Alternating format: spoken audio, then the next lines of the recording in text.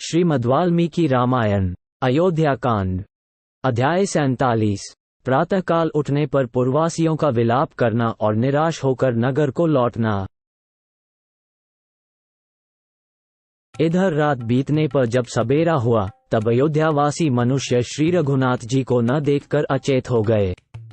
शोक से व्याकुल होने के कारण उनसे कोई भी चेष्टा करते न बनी। वे शोकजनित आंसू बहाते हुए अत्यंत खिन्न हो गए तथा इधर उधर उनकी खोज करने लगे, परंतु उन दुखी पुरवासियों को श्रीराम किधर गए इस बात का पता देने वाला कोई चिन्ह तक नहीं दिखाई दिया। बुद्धिमान श्रीराम से विलग होकर वे अत्यंत दीन हो गए। उनके मुख पर विषाद जनित वेदना स्पष्ट दिखाई देती थी। वे मनीषी पुरवासी करुणा भरे वचन बोलते हुए विलाप करने लगे। हाय, हमारी उस निद्रा को धिक्कार है जिससे अचेत हो जाने के कारण हम उस समय विशाल वक्ष वाले महाबाहु श्रीराम के दर्शन से वंचित हो गए हैं, जिनकी कोई भी क्रिया कभी निष्फल नहीं होती। वे तापसवेशधारी महाबाहु श्रीराम हम भक्तजनों को छोड़कर परदेश वन में कैसे चले गए?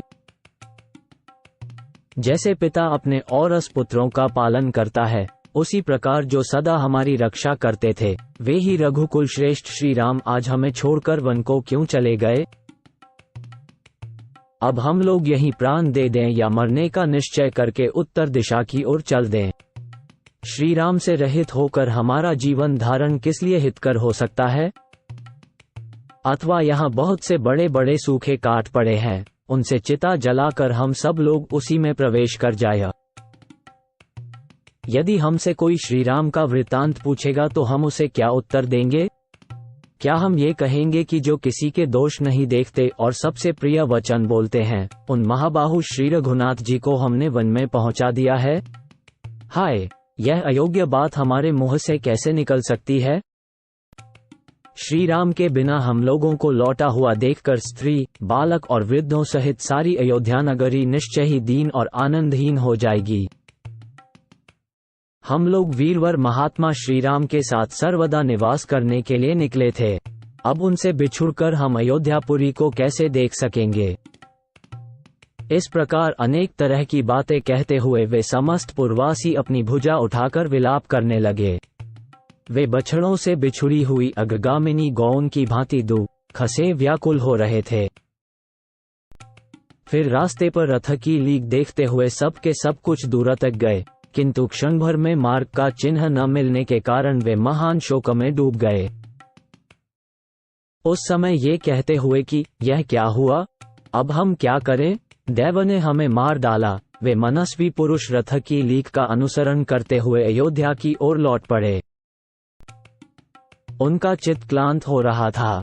वे सब जिस मार्ग से गए थे उसी से लौटकर अयोध्यापुरी में जा पहुंचे, जहां के सभी सत्पुरुष श्रीराम के लिए व्यथित थे।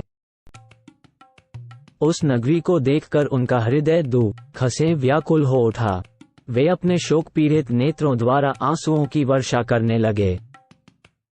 वे बोले, जिसके गहरे कुंड से वहां का नाग गरुड़ के द्वारा निकाल लिया गया हो, वह नदी जैसे शोभाहीन हो जाती है, उसी प्रकार श्रीराम से रहित हुई यह अयोध्या नगरी अब अधिक शोभा नहीं पाती है।